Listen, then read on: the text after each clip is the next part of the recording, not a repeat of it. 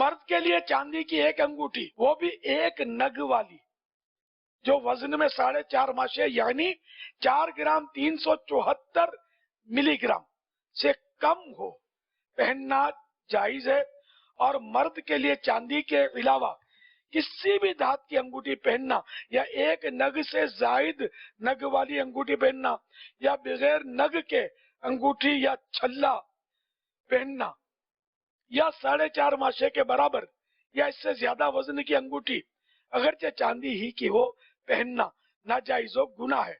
نیز انگوٹھی کے علاوہ کسی قسم کا زیور، مثلا بالیاں، مرد بعض اوقات بالی پہنتے ہیں، وہ منت کی بالیاں پہننا اگرچہ وہ چاندی ہی کی کیوں نہ ہو، یہ بھی ناجائز ہے، یہ خیال رکھے گا۔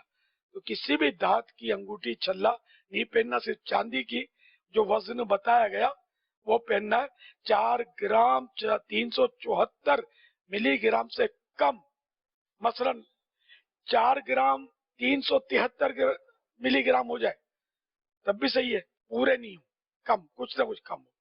اور نگ کا وزن کتنا ہی ہو، نگ کا وزن اس میں شامل نہیں ہے، وہ ایک نگ ہو، ایک سے زیادہ نہ ہو۔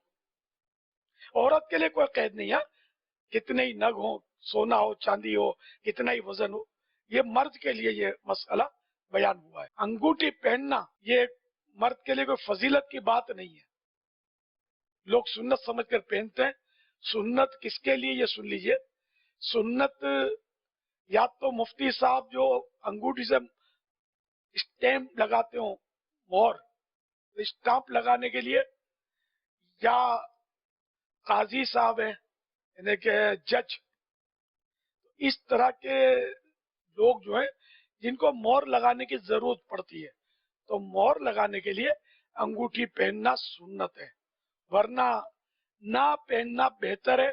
ہاں عیدین میں نہیں، میٹھی عید، جو چھوٹی عید، عید الفطر یا بقرہ عید، تو ان میں پہننا مستحب ہے مرد کے لیے، اس کے علاوہ نہ پہننا بہتر ہے۔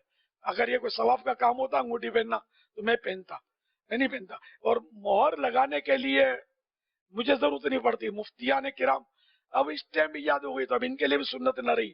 ہاں جو مفتی صاحب مہر لگانا چاہیں انگوٹھی سے اور اس سنت کو زندہ کرنا چاہیں ان کے لیے ٹھیک ہے، وہ اس نیت سے پہنیں گے، سنت کی نیت سے ثواب پائیں گے۔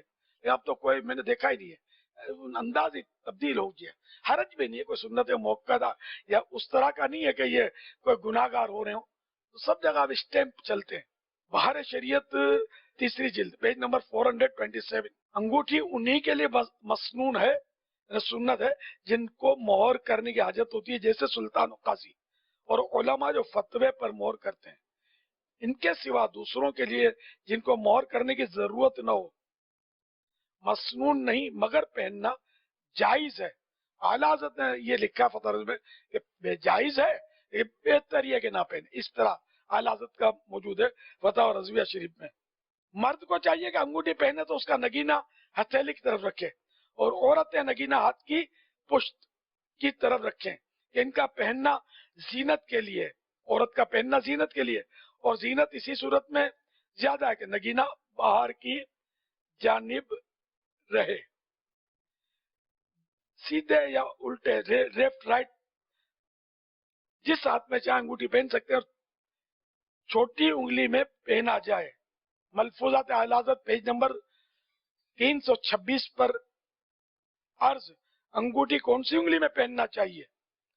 ارشاد، بائیں ہاتھ یعنی لیفٹ ہینڈ میں بھی آیا ہے، اور داہنے یعنی رائٹ ہینڈ میں بھی،